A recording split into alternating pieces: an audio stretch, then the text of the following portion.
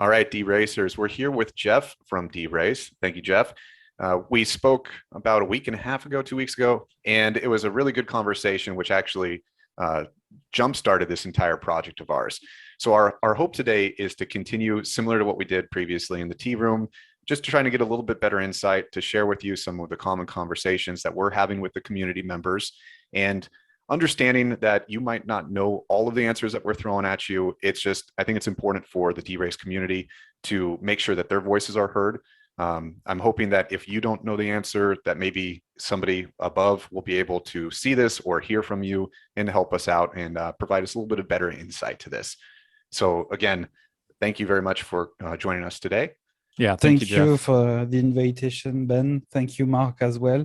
It's not that I don't have, I have all the answers. I just have Adele pointing a gun at my head. And if I talk too much, I'm brain going to explode at the camera.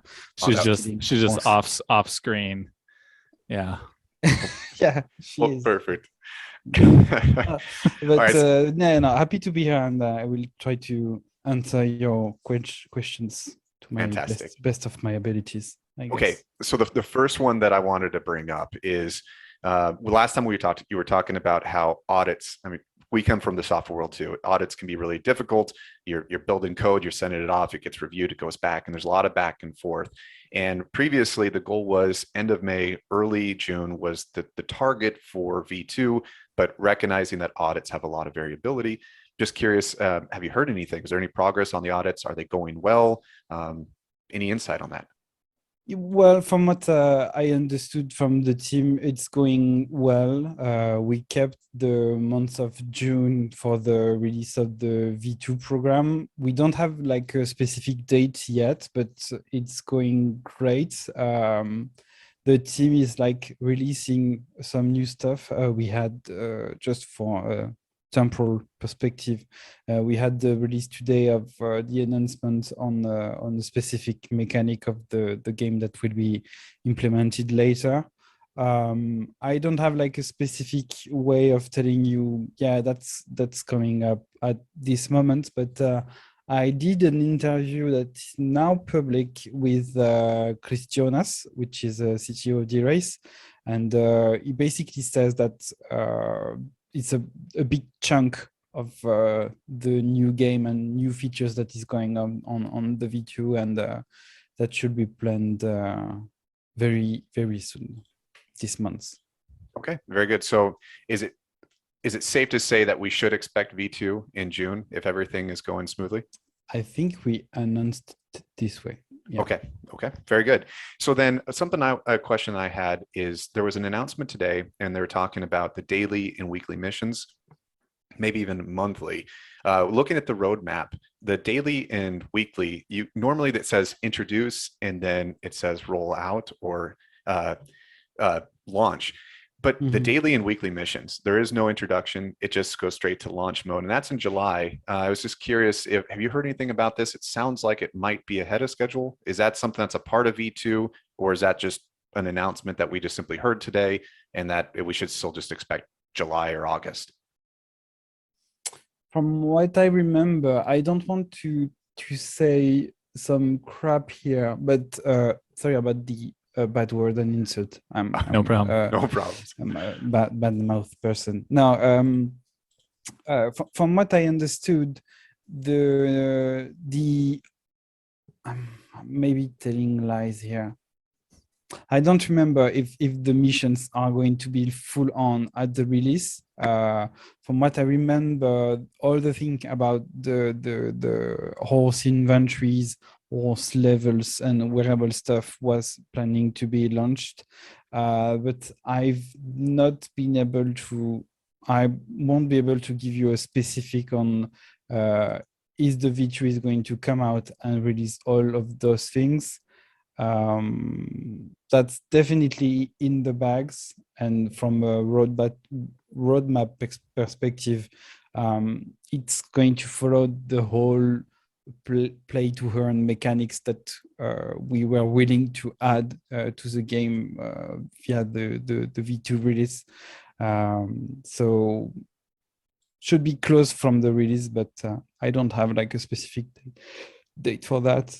That's great. One of the things that we obviously know is happening with V2 is fixing a lot of the problems that we saw over the last few months. You know, there were a lot of different reasons why race involvement, race counts were dropping. Obviously, horse sales were decreasing, things like that. We know that there were polygon gas fee issue or fluctuations. Breeding was getting stuck. You know, even the changes to the game that were coming out were making people use it differently. We know that V2 is planning to fix a lot of that. So we don't need to spend too much time talking about what V2 is going to bring in terms of fixes, but I wanted you to speak a little bit to one of the big announcements, which was from today, which is the changing of the term shards to sugar cubes and being able to collect those. This rebranding of that element in the game is really interesting. I want you to speak to that. I really ultimately want to know, how many different truckloads of sugar am I going to need to have? Well, I hope you're ready for that.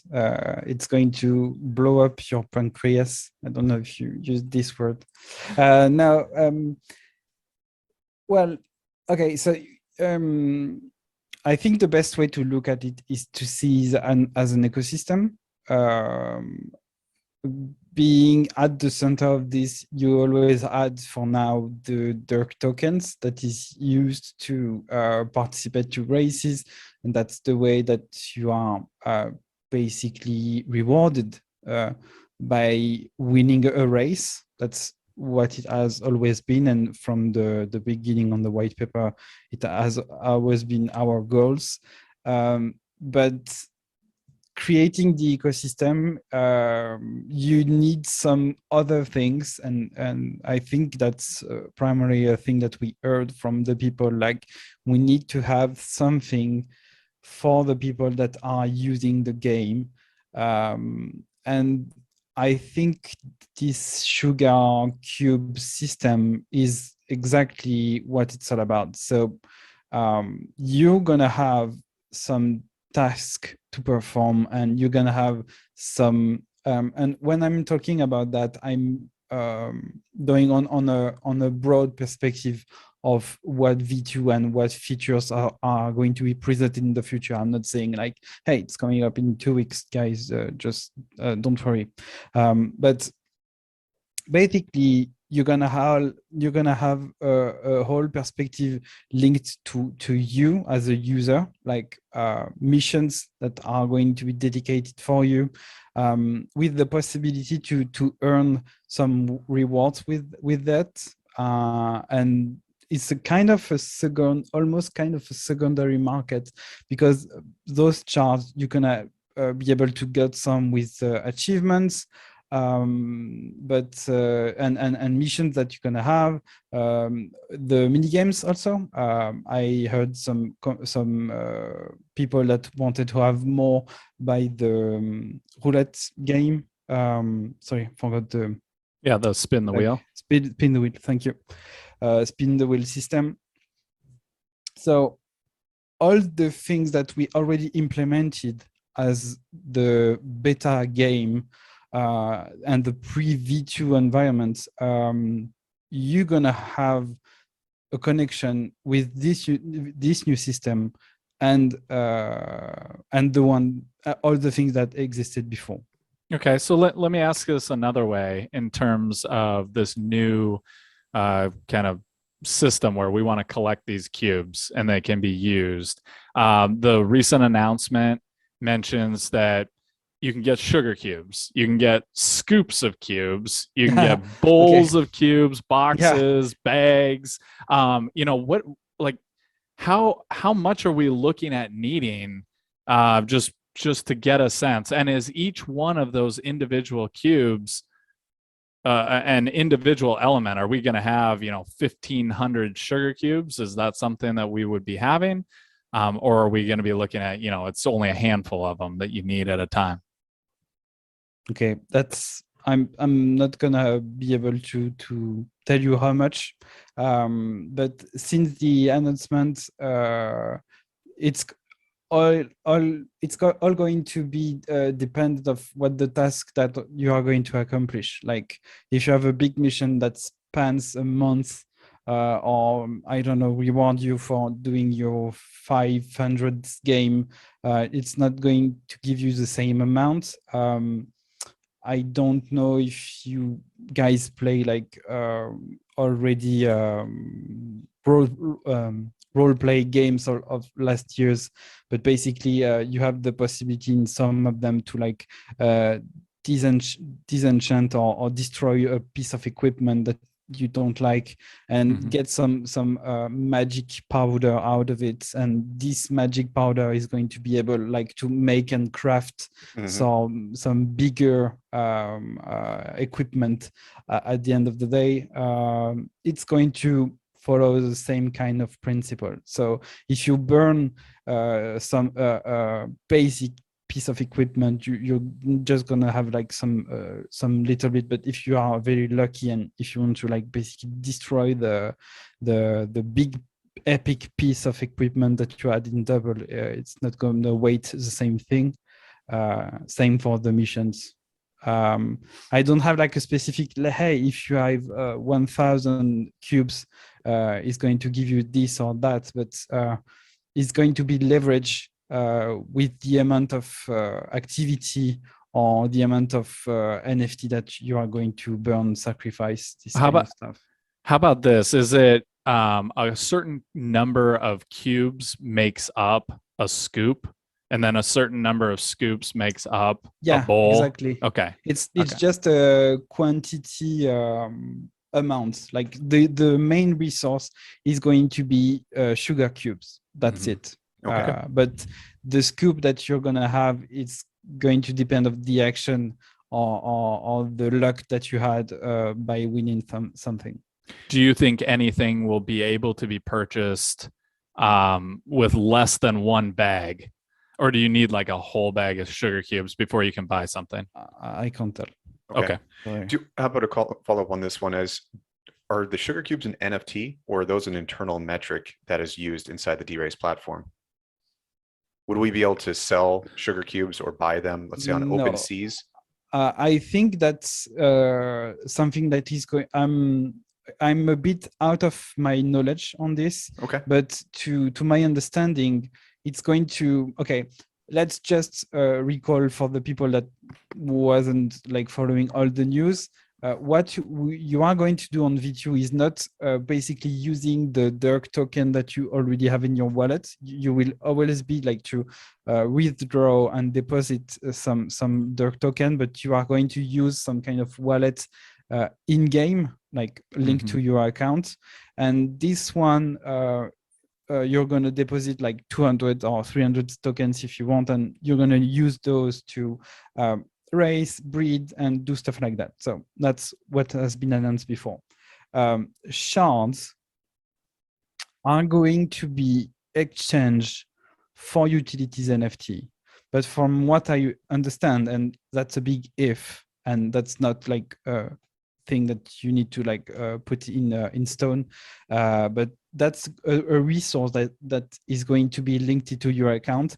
And with those jars, with those sugar cubes, you are going to be able to buy utility NFTs, because there is going to be a in-game shard marketplace for DERC tokens and NFTs, this kind of stuff, the chests, keys, and stuff like that. Okay, so yeah, that's great. We can use the sugar cubes to buy chests and keys, which is obviously going to be a new feature within V2 as well. It sounds like each of those chests has equipment, wearables for your horse that you can put on. There's 5 different tiers, correct? Yeah. But each of those have varying degrees of wear and tear. They might be older or newer equipment, correct? Yeah. So that we're talking about thousands of variations on possible equipment that you might find inside a chest. Can you tell us a little bit more about what exactly those wearables are going to do for our horses? Okay. When you do take, I think all the people that own a horse have felt that, but we all tried to run our horse on different tracks and different type of terrains and different distances of race, and the behavior of the horse once you do a few races, you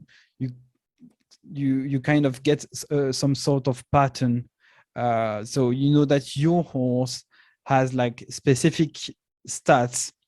It's not basically just a stat with a number, like he has 25% of speed. It's more like a range of what the horse can do on a race, because there is always like a percentage that is launched before the game and in the game. Like, can the horse do like whatever, like 100% of his capacities or less?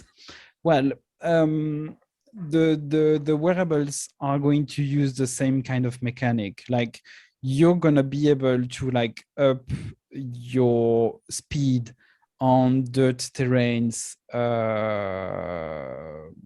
I don't know, by 2, 5, 6%. It's completely random numbers, but it's going to have an impact on what the horse is going to perform. So it's gonna add some depth to the game, and making it like almost, if you need to like gear your character before fighting a specific boss. I don't know if you guys play some old style classic World of Warcraft, but there was some raids when you couldn't go if you didn't have some fire resistance. It's going to be some kind of the same stuff here. Like, you're gonna have some specific stuff if you want to do specific task or distance. Or now, are you, when you say like for that example of the World of Warcraft, where you had to have certain things in order to enter, racing, well, is that yeah. not quite the same with racing? No, it's not quite the same, but you get the idea. If you want to be like 100% optimized, you could always do a race without having this wearables NFT. But again, if you are here for the hardcore events and you want to play like 100% the game, I think that's the best course of option, and you're going to lack this new depth to the game. Are we going to see, prior to the race starting, will we be able to see the other horses and what they're wearing? Do you know? I don't have this information. Okay. I was just curious. But or can you race a horse with equipment if the other horses have no equipment? Or does equipment immediately put you into a new category? I don't think he's going to. Again, I'm kind of in a gray area here. I'm not sure. But the thing I know is I think owning some kind of wearables does not give you some kind of access to races or not. Maybe in the future that could be interesting, like and we talked about that before, to have some kind of matchmaking ranking system where you can have like new players and new owner of race like playing together, and maybe in some kind of specific league have the best players. I love the idea, and that's something that we talk the 3 hours before, but that's not something that is planned yet. I just love the idea, but no, that's not. I basically can't answer that. I love the idea, but I think it would be more suited for the tournament part that is going to be more like end of the summer on the roadmap. And I think that's at this point that you're gonna have, I might have some few players access in a few element of the game, or just basically friends that want to create races together and play with themselves or guilds, stuff like that. I want to throw in a question, Mark, if you don't mind. When it comes to the sugar cubes and the earning that we were just talking about with these items, if you have multiple horses, but one horse is your best horse by a long shot, can the one horse share the sugar cubes and the earnings with the rest of the community? Is it wallet based or is it horse based as like experience and capability?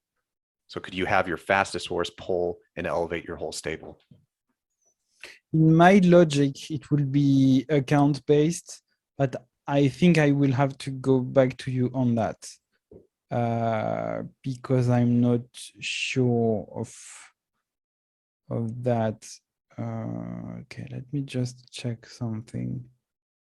No, it basically says that each player sets get a set of daily, weekly, and monthly missions. So when I read player, I see like account, and it's going to be linked to the profile that you already create, like the possibility that we saw for uploading our socials or putting some kind of biography. I guess it's going to be linked to that.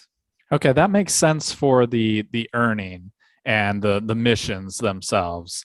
What about the actual wearable item? So, for example, if I've got a set of horseshoes in my stable, in my account, can I move it from horse A to horse B to horse C as I want?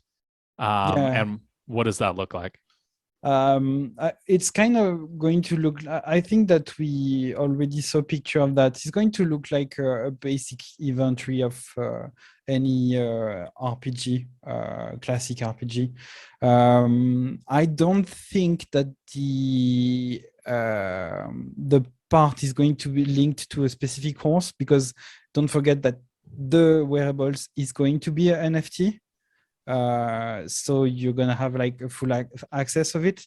I know that there is some kind of NFT now with new regulation that you can basically says okay, this NFT stay on this account forever.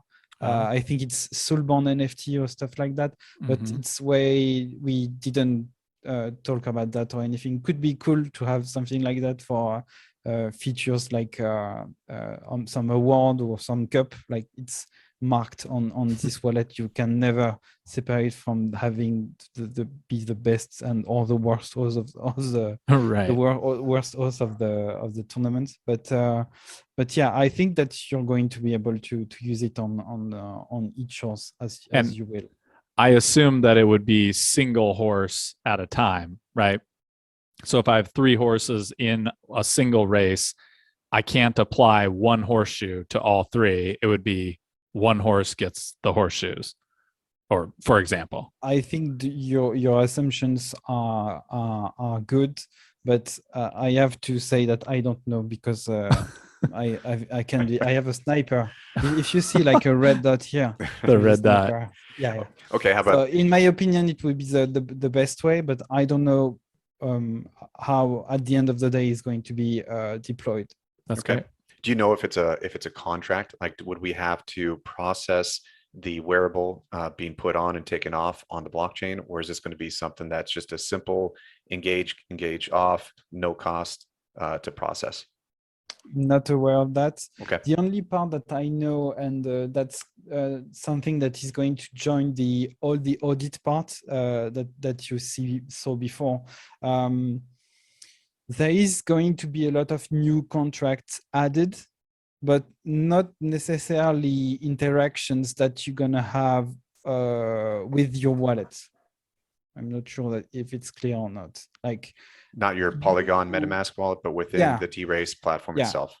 Yeah. Okay. You own a horse, and until now, if you want to participate to a horse, you have to kind of basically says, okay, this horse, I'm going to use it, and here is a transaction. Now it's going to be a bit different, because you're going to validate something, but not on your wallet level necessarily. Maybe the only thing that is going to be made at the level, and I'm not blockchain dev, so I'm far away from my area of knowledge here, but what is going to be done is just before I click to the button to register, breed, or put an item on my horse, just there is like some kind of fetch that is going to be made. Like, is this user possess the horse, or the wearables that he wants to put there, and just made it so. And that's at some point that the contract is going to be used when you launch a new race or this kind of stuff. But you will not have necessarily an interaction between your wallets and the game anymore, because as we saw, it can be sometimes a bit messy if the blockchain is kind of junky or used too much. Yeah, it can traffic. It can slow things down, definitely. I know the way you described that, I think of horse owners having trailers and showing up at a horse track. That's what we're doing right now. We're bringing our horse to the track and saying, I want to enter this horse. Whereas in the future, we'll already be there, already at the track. The horse is already in its stable, waiting to race. And so when you're interacting on saying, I'm going into this race or that race, it's already been approved. Yeah. You've already entered that system and don't have to approve each one. And it's even worse than that, because basically when you have, like, as a user, as a player, to validate something at the moment, you have to like create a transaction. And all the people in the race are going to create their transactions, so you can have like 10s or 12s transactions. Then the server or the backend is going to like fetch all the stuff that is required. Okay, now I'm going to launch the race and calculate it in a specific timer, because you want the race like to start in 20 minutes. And then you have another transaction that is going to say, okay, basically this database is like, okay, those are the winners. I've calculated the race. Now I need to like deploy the rewards for the 3 best players into the race. So you do that, and that's just for racing. So imagine that when you need to create a BB, when you need to do breeding, and you need to have like 5 or 6 or 7 transactions. Yeah, it can be a little bit tricky. So the goal of the V2, and that's always something that is kind of difficult, I guess, to like explain to users, because that's backend. And I did a bit of coding back in my old days, and backend is not something that users can see, but it's like just so necessary, but not sexy.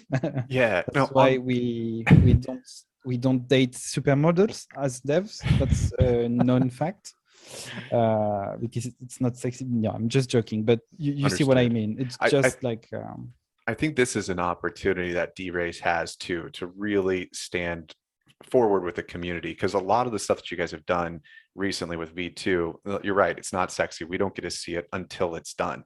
So I think for some people, it feels like for weeks now, we've just been waiting and waiting and waiting. And I could suspect how it's exhausting on the DeRace side, because to develop and develop, you're just building and rebuilding and bake something that's better. I would be curious if at some point, if there's going to be more interviews like with the Infinity Force. It was interesting talking about or hearing them talk about guilds. There's been articles that have talked about how this can really revolutionize other gaming platforms. I would love to hear, I mean, I'm sure all of us as theoretical investors of this project and platform, what other ecosystems are interested in using this technology and where could this go? I recognize that that's a very big conversation, but I think that that is just one ripe for the picking, that if that was something that was talked about more openly, I think the community would be pretty excited to hear. Yeah. And we basically love the idea to have more people and more like organization. I mean, look at Dirk Army. Those guys are so awesome, and they are kind of created their own ecosystem and rules and tournaments. They just have fun with the few bits and pieces that we released into the game so far, because we are so early in the game development, and we also learn along the way. So, but as you said, to do that, we are in need to release the features themselves, and that's the whole goal here. Yeah, you don't see much new stuff appearing in terms of functionality. In terms of engagement and partnership, I guess that we are on a good track, because there is a lot of new races that were open, sponsored by other projects, or a specific race to win horse with coin market cap. So this kind of stuff is always good, because you can see that we are already looking into other projects and say, hey, we have a cool thing, we could talk about your thing, and let's create something together. So I think that's the most clever, because there is like new people coming and asking questions and opening some kind of dialogue here. Even if the markets are like a bit complicated at the moment, and you don't have like the kind of momentum that we had end of last year, but it doesn't stop us to create new stuff or release. We have made some kind of progress on the roadmap side. I think that the community has been like quite clear on what they wanted to have and what their vision is going to be. And I guess that's how the changing on the roadmap and the release of the V2 is like a great move along what people want. But yeah, even if it's only a beta, it's still kind of a big horse that you need to move around without shaking it too much. Like that's a huge part of the game that you need to move, almost like redo the game itself in terms of functionality. So yeah, it takes time.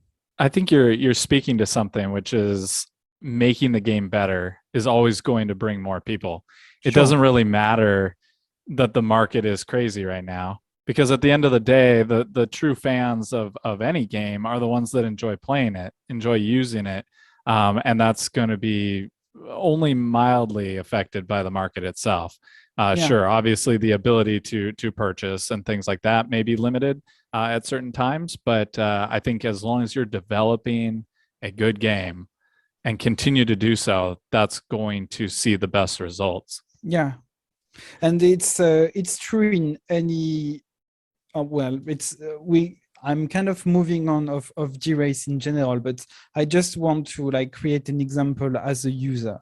I don't know, maybe like tomorrow you want to play a new game, and you already have played thousands and thousands of video games for now. If someone is going to create a game that is looking like Mario Bros 2 on NES, I'm not sure that the people are going to be so motivated as they were 20 or 30 years ago, because you need to do a game that is as good, at least as good as other games that are released today. And that's the thing, and that's the point. Well, as a player, I was a bit frustrated as well when I was doing like, because I've a quite fair amount of races that I did with my horses, so I'm kind of not hardcore gamer, but like okay, quite. I did a few, and yeah, you need to have some game that is playable and that has not massive bugs, and you need to do that. Otherwise, you're gonna lose basically the players, the people that are just here. Okay, I'm just going to have a horse and make a few races. If half of the race are not working, you are not going to have people stay for very long. So yeah, on a very meta level, you need to have a game that is working, and I forgot the second point I was going to make, but that's something. It was good. It was going to be a good point. Don't worry. It was going to be amazing. Yeah, So great. I know. Well, I know how being under the gun literally yeah, is but is tough. you get my point. It's like we need to be sure that the game is good and playable and enjoyable and sexy to newcomers and sexy to old players or the people that have 5 or 6 different horses. And Yeah, let's you talk a need little to bit do your about best. one of those new the new thing. I want to go back to the sugar cubes just a little bit. Mhm. There was mentioned, I'm going to say 2-3 weeks ago in one of the updates, that there was going to be a shard exchange, and the word exchange was used. And it says having full ownership of those NFTs means that players can either use it themselves, the shards, I'm assuming, or the sugar cubes in this case, or choose to trade it with others on the secondary marketplaces. What I was curious about is, will I be able to sell or trade my sugar cubes to, say, Ben? Like if I want to sell one of my NFTs, well, let's say I have a horse blanket and I want to sell it to Ben for 100 sugar cubes. Is there going to be an internal marketplace for that? Or because the sugar cubes are only internal, they're not on OpenSea, they're not an NFT outside of that. I was curious, will I be able to do that sort of exchange or swap? Or is it only with DeRace itself I can get a chest for my sugar cubes? I'm a bit far away of what I know about the cubes and the sugar cubes. To me, you exchange the shards. You exchange the sugar cubes for utilities NFTs. And this NFT, once you have it, that's yours. Like it's on your wallet, so you can do whatever the have you want, like trade it, give it, sell it, like your horse, basically. So I just wasn't sure if I can exchange that NFT in the DeRace marketplace, or if I have to do it on a secondary marketplace like OpenSea. That's the part. That's the part I won't be able to do much. Okay, To me, that's when fair. you own an NFT that's on your wallet, so it's going to be available to exchange on OpenSea, NFTrade. I mean, even NFTrade. I don't know if you guys do, but back in the days when you weren't able to like be sure of people and you needed to swap a horse male for a female, I used the NFTrade possibility to make an exchange of 2 NFTs. That is very, very good. That it's worked perfectly. And I've been able to swap horses like that. So I guess that you will be able to do the same with your NFTs. Okay. So Very good. But I'm not sure that is going to be implemented as a in-game system on the website yet. That's maybe too much of the sniper stuff. I'm not going to do the same joke, but you get my point. Yep. So when you guys or you talk about the importance of making the game sexy and smooth and fun, absolutely agree. We come from the side of strategy is critical. So every time we talk about the game evolving, we have a whiteboard that we constantly are hashing out concepts. And so when you talk about burning NFTs to get sugar cubes, this makes me very excited about the floor. So is there any knowledge of, can you burn horses? So can we get rid of donkeys? Can we burn Gen 0 horses if that's a possibility? Because the first thing that comes to my mind is, if the floor is cheap enough, we could snag up a bunch of these horses for cheap, burn them for sugar cubes that are valuable potentially, to be able to then replenish that into our own stable to expel our horses faster. So I'm just curious, like, what things can we burn? Is that been discussed openly? Is that public yet? Any insight there? Before answering this question, do you realize what we are talking about? About burning stuff that doesn't exist. It's blows my mind away of this kind of stuff. But yeah, that's completely possible. I'm not sure that I'm not aware of what the system is going to look like, because I don't want people to listening to the episode right now swiping the floor and buying all the all the low price horse to do that. But yeah, you will have mechanics to burn your NFT horses, and also wearables that you don't want. Or you have in like duplicates or stuff like that, and to have shards from that. To me, it seems plausible, possible. I don't know if like you have some kind of different amount of shards. If the horse, I know that it's a mechanic that is existing on other projects. Like the more you have used some kind of monster or animal or horse, the more shards you get, because it basically had like a good career, and he has more value to the game. I don't know if it's something that is going to be implemented. I'm not sure about this mechanic in specific, but yeah, the possibility to burn NFT horse and NFT wearables is going to be possible, definitely. Now, following up on that, Ben mentioned it a little bit, but trying to understand, can you do a Gen 0 burn? Because there's a limited number of those horses. I would suspect that, I mean, I guess it's entirely possible that the entire Gen 0 generation could all be burned and disappear at some point in the future. Is that going to be okay? I guess. Okay. I guess I only guess at that point, because the only official thing that has been released is burn NFT horses, but no specific generation,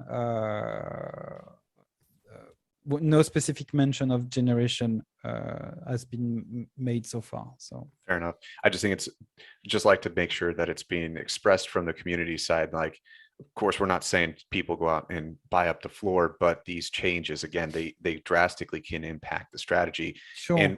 For investors of horses to watching a bunch of donkeys push the floor down, again, I get excited by the thought of donkeys turning into just something else. Just get rid of them. We call that horse glue yeah. in the team. Yeah, I completely get the idea. It's the same principle when you have for now only Gen 0 that can reproduce and make the breeding thing happening. It's always a decision on what you are going to add to this.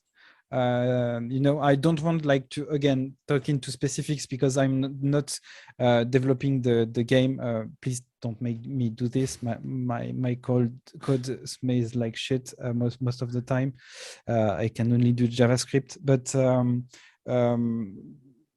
but yeah, it could be something like related only to Gen Zeros, and you will have your 5,000 OG always there. You could burn them as well. It will be like a different kind of approach to the game. I don't have any specific, but I'm sure that the more June is going to be like, the more we get into June, the more you will have some details about what the mechanics of the game and what you could burn. Also, there is the tiers and the tiers that is going to be there. So maybe you will have more shards if you have a higher horse. I'm not sure about that, but that's always something that is inside the game and that you have to take into account. And on that, is always good to have feedback as well. I mean, if the guys are listening to and the users and players are listening to the episode and say, oh, that's a good idea, I have a suggestion, I think this and I think that, and it's always a good thing like to have the feedback and have the people, what do you think about this? And I think that's interesting. I find it incredibly fascinating that we may see the floor of Gen 1s turn from horses into sugar cubes, which is such a You're crazy thing. so American. Jesus Christ. Always want to burn stuff. Always looking to destroy. But I find that Okay. really fascinating, and I'm curious if we'll see, kind of trying to be funny here, but curious if we'll be able to use the sugar cubes for other things with our horse. Are we going to be able to, pop a couple of cubes before a race and it'll get a little better jolt, a little better jump out of the gate, or things like that? Interesting. I never thought about that. Yeah. I always think that's something. We wanted to erase drugs from the game, and that's one of the points that we like DeRace, because like you avoid any kind of manipulation. But yeah, I think that temporary boost NFTs are in the picture. We talked about it and announced it before. So yeah, it could be something that you have. I mean, sugar cubes are a treat that you give to horse usually. So maybe, I guess. Yeah, I for don't sure. know. I don't know. I want to switch gears a little bit, and you touched on tiers, which I think maybe you were referring to levels, and this idea that your horse might be better than another horse, or were you only it was referring like referring to like alphas, betas, stuff like that. Okay. Well, I want to switch over and ask how experience that we've gained from racing our horse thousands of times. I know Ben and I are multiple thousands of races in at this point across multiple horses. Do we know for sure that our experience up to this point is going to carry over to V2 and earning chests and keys? I'm not sure about that. Or are we going to have to start over? Like when V2 comes out, it's like we're earning from 0 races. I don't have an answer. I have to be honest here. I know that you're gonna have some kind of achievement that is going to take form, like well, you have to run 1,000 yards and furlongs before having this achievement, but I don't know if they are going to be retroactive on that or not. Okay. I'm not sure. Okay.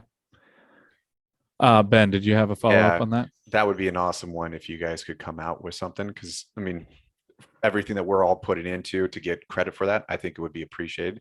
The one common or some specifically for me that I've been toying with for months now is speed, stamina, reaction are all considered to be the 3 main traits of each of the horses. And there's been announcements on both speed and stamina, which has sent a lot of people on Discord into flurries trying to figure out what exactly does this mean. And we all break down our horses. Reaction, Mark and I have theorized over this as, is it the reaction out the gate, or is it the reaction that your horse has against another horse?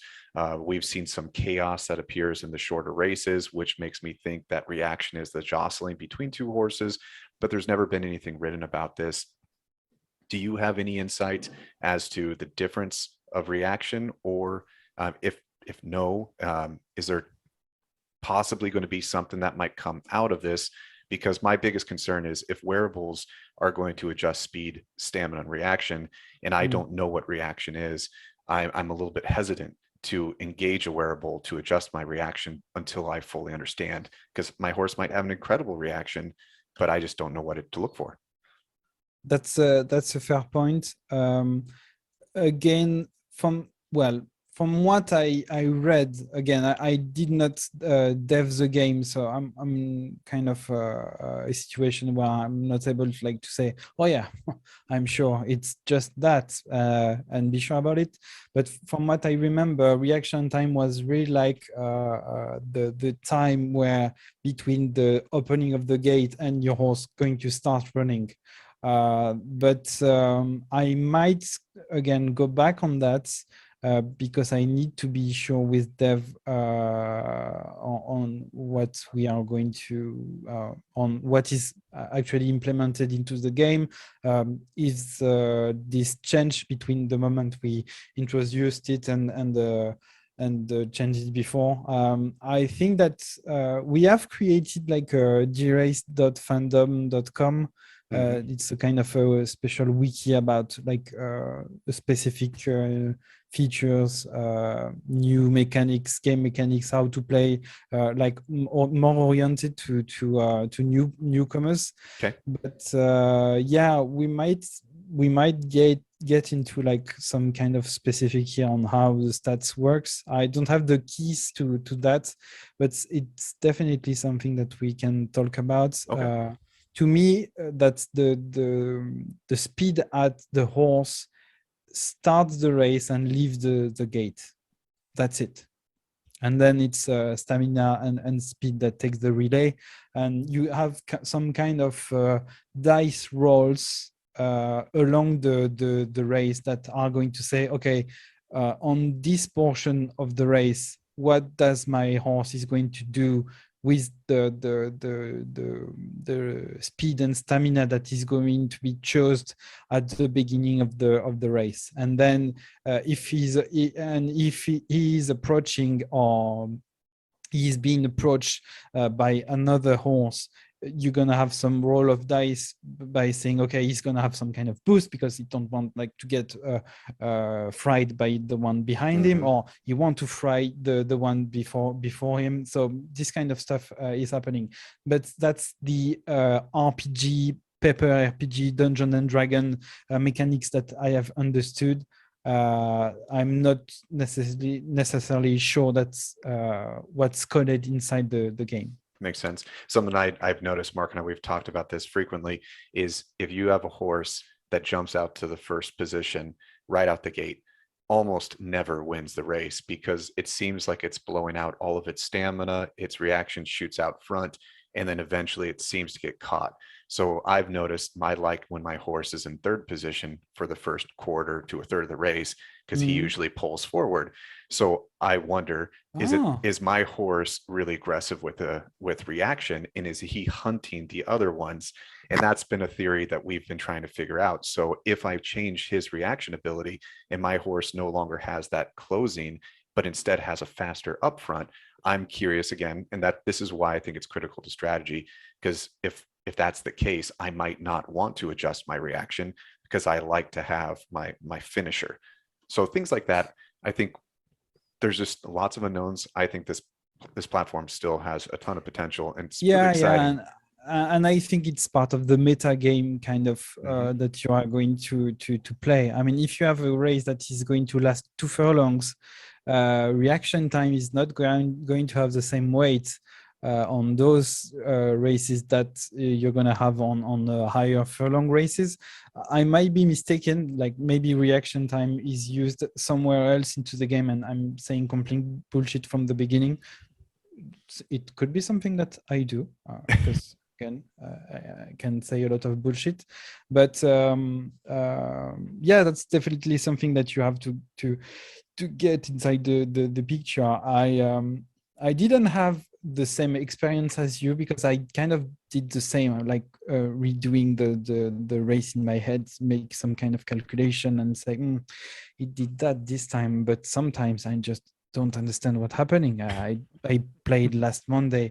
The horse like started very, very, very last a race of 15 furlongs. I was like, I'm never winning this, and he goes back from 15 to third place. Like it was amazing. I cried. I applaud in front of my computer.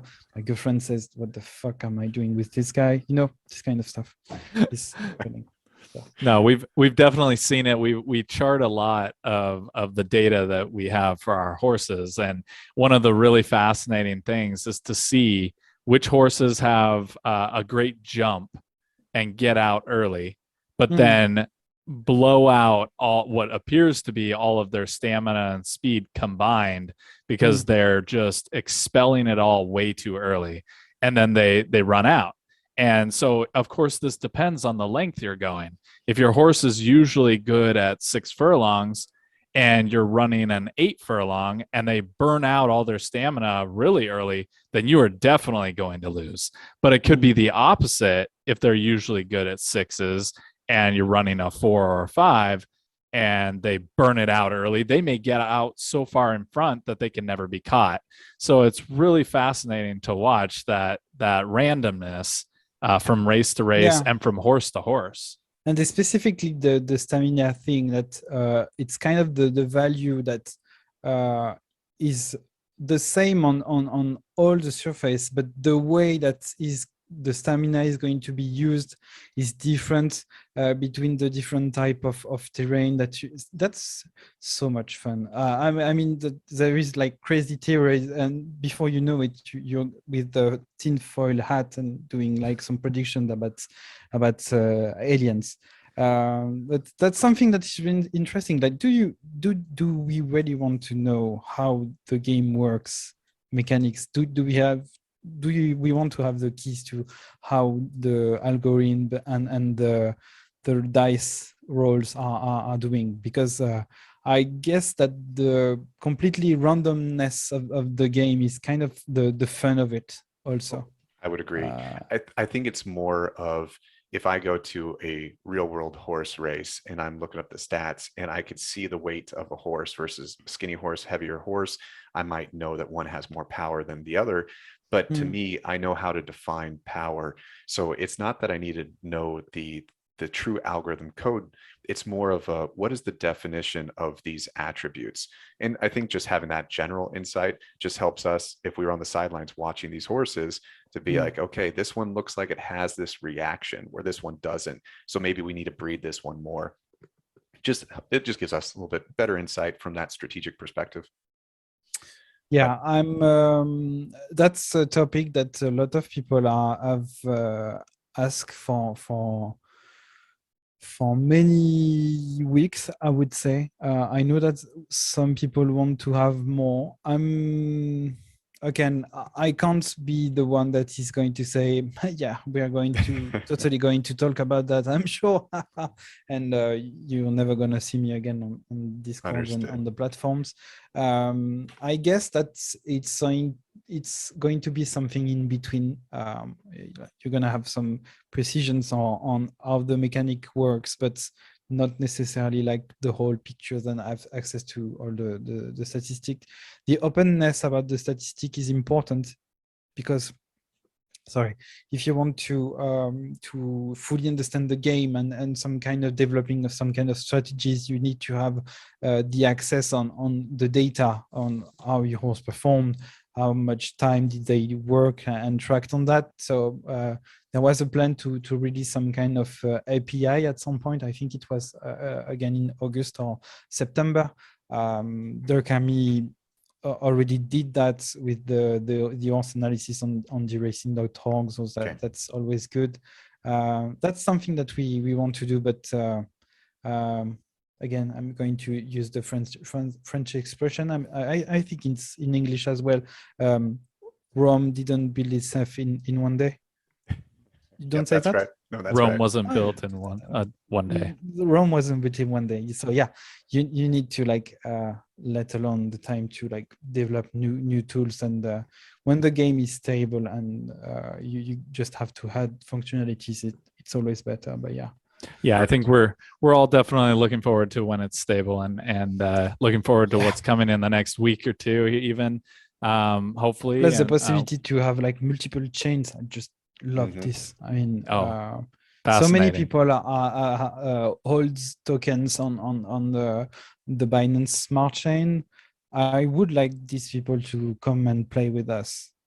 Basically, share the fun. Just the idea to have tokens, NFTs that are useful to something. I mean, useful. We did not cure cancer with DeRace, but I mean, having some fun, doing some kind of stuff that you weren't able to do before with Absolutely. Well, I think just had. Do you guys get that? I was taking some shower before. Yeah, French people never shower. Facts, bitch. Well, I think that does finish up the questions I had. Mark, do you have anything else on your No, end? I think that's been great. Thank you, Jeff, for being very open and honest about what you could answer and what you couldn't. And we obviously will have a whole slew of other questions for you in the future. But yeah, thank you very much. And if I'm still alive, I will answer to that. But also, there is two things that I really want to address here. As players, you're going to have a lot of different types and behaviors of people that are going to be confronted. Yeah, you're going to have like people that just want to make a quick buck, and I can't blame them. They spend monies. The guy that just do 10 races a month and is okay with that. The hardcore players, the analysts, the stuff like that. So I can say and I can feel that sometimes people just want the game to be exactly what they want. And trust me, I just don't like to ride horses. I'd like to brush them. I like to take care of them. But what I mean by that is it's always good to have the feedback of the people and just to have some kind of big perspective on what we are doing, because our goal is to make the game fun and played and that the people enjoy the game. We don't put the V2 taking like months of dev because we want you to wait 2 months. It's just because it's necessary and we think that it's the good way to do that.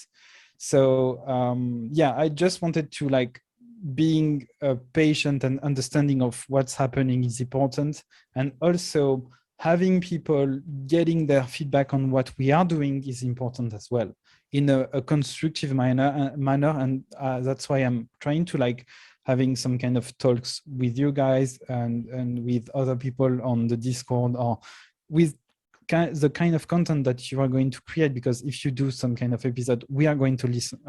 Well, I'm going to listen to it. Team and dev are really looking into the suggestion form that we put into place, and we already implemented some of the suggestion that the people made before, because I think it was relevant with the project that we have. So please don't shut up. Just tell us what you say. Just try to leave a bit of the frustration, because it's not the best tool to provide constructive feedback. But I can understand the frustration as well. I mean, we are just humans. But yeah, create a dialogue with us, share your thoughts into the game, participate with us into this beta, because it's, to me, still a beta. We are still figuring out along the way what we are going to do and what you want to have.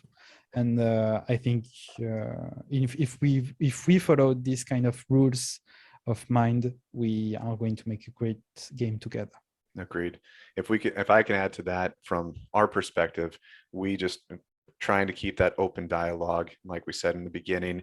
So I appreciate very much your time today, and I extend the invitation to you again in the near future. Maybe we could do this recurring.